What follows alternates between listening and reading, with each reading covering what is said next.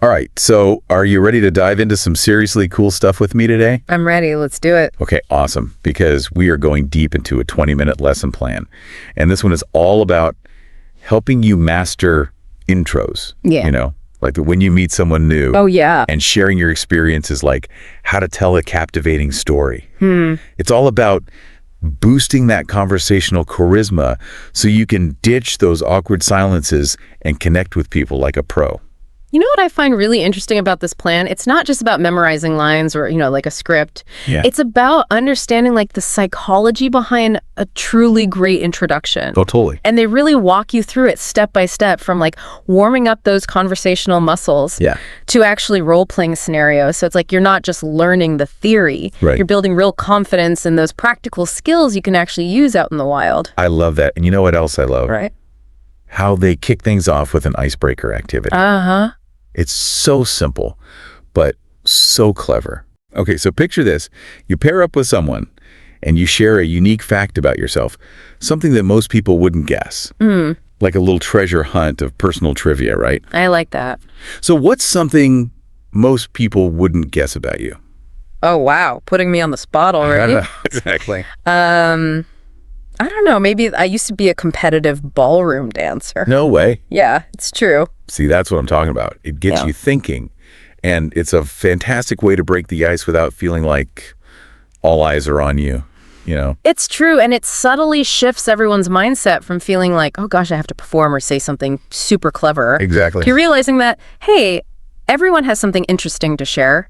It creates this instant sense of camaraderie, and it sets the stage for, more genuine sharing as the conversation goes on. It's like a warm-up for your soul. I like that. So, okay, you're all warmed up, feeling good. Now it's time to level up your vocabulary. Okay. This plan introduces 5 advanced expressions that, let's be honest, make you sound incredibly sophisticated. It's like giving your intros a linguistic makeover. Love it. So the first one is, I hail from.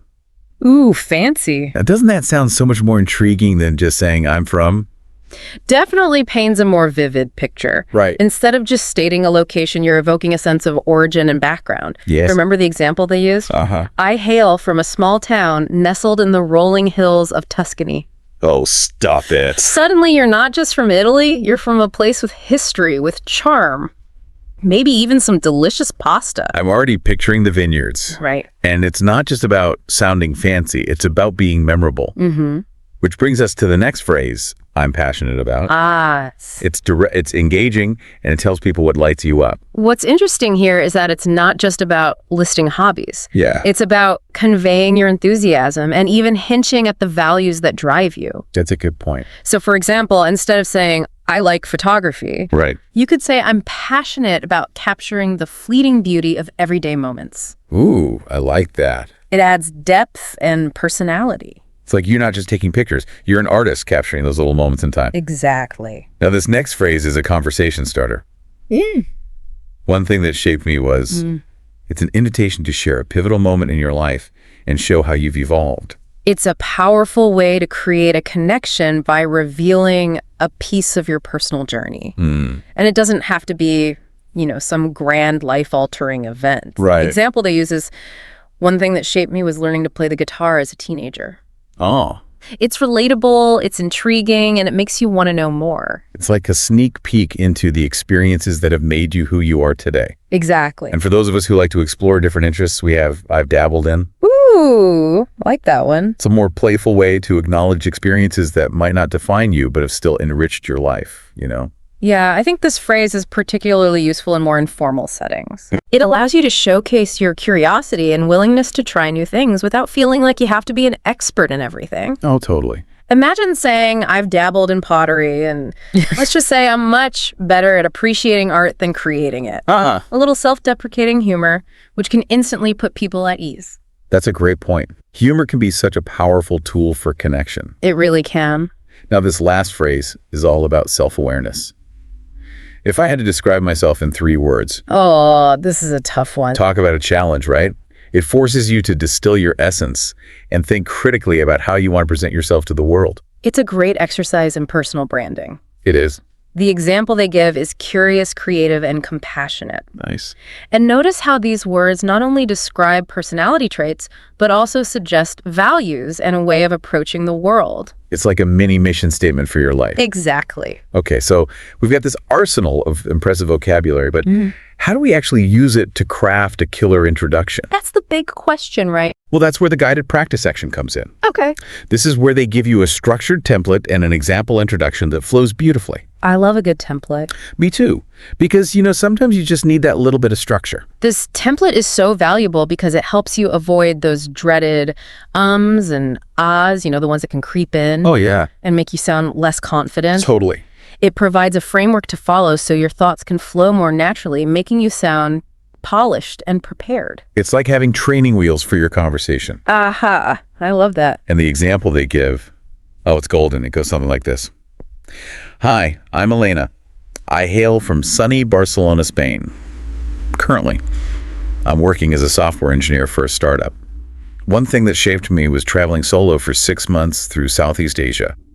If I had to describe myself in 3 words, I'd say I'm curious, adventurous, and a bit of a coffee fanatic. I love how effortlessly it weaves those advanced phrases in. You get a sense of Elena's personality, her background, even a hint of her values, all in a few sentences. It's like a condensed movie trailer for Elena's life. Right. So concise, engaging makes you want to learn more. Exactly. Okay, introductions. Check. Now let's talk storytelling, the heart of good conversation. This is where we go beyond just stating facts. We start weaving them into a compelling narrative, right? Yes. And the lesson plan breaks it down so well. A simple 3-part structure. The start, middle, and end. Which sounds obvious, but having that clear framework makes all the difference when you're trying to, hook people with your story. It's like building a house. You need that solid foundation, the well-constructed frame, and the roof to tie it all together. Love that analogy. Yeah. So for the start, you set the scene, introduce the characters. Then in the middle, you describe the event, what made it significant. And finally, at the end, you share the outcome and what you learned from the whole experience. They use a great example of running a marathon to illustrate this. Oh, yeah, I remember that one. The story starts with the decision to run despite not being a runner at all. Right. The middle dives into those challenges, the self-doubt that come up during training. And that feeling when you just want to give up. Exactly. And then the end focuses on the triumph of crossing that finish line and that valuable lesson learned about pushing past your perceived limits. See, it's such a relatable story because I think everyone has had those moments where they're like, I can't do this. We've all been there.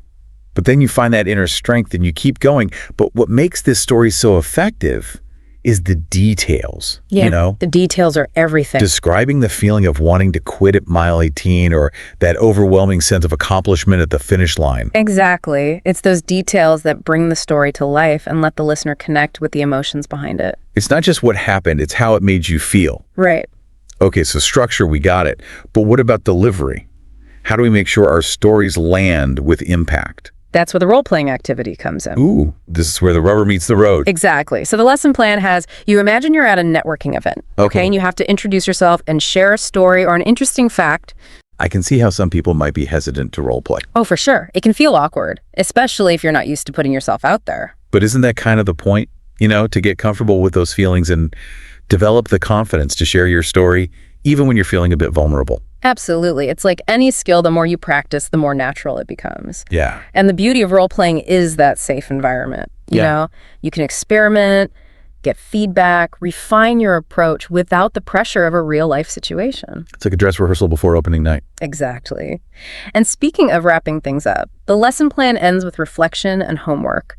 They encourage you to identify a phrase or technique you enjoyed using, even write a detailed introduction for the next class. So it's like learning is an ongoing process. Precisely. It's not just about memorizing a few phrases or practicing a couple introductions. It's about developing that growth mindset and constantly seeking ways to improve your communication skills. You're always leveling up. Exactly. This lesson plan gives you the tools, but it's up to you to keep using them and refining your approach over time. What's really hitting me is that this lesson plan, it's not just about becoming a smooth talker. Right. It's about becoming a better communicator overall, Oh, absolutely. which honestly can benefit you in every single aspect of life. Think about it. How many times have you struggled to articulate your thoughts or feelings, All the time. or felt like you weren't really connecting with someone? Yeah.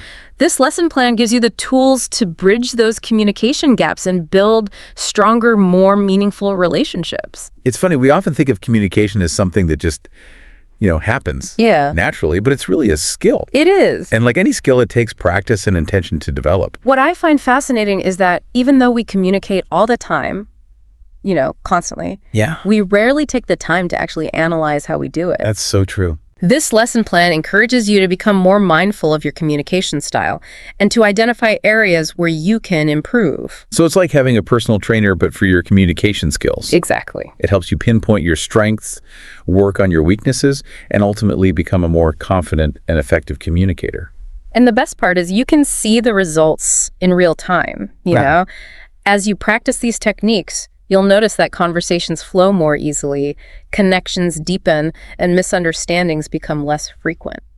So as we wrap up this deep dive, let's leave our listener with a challenge. Okay, I like it. Don't just file this information away, put it into practice.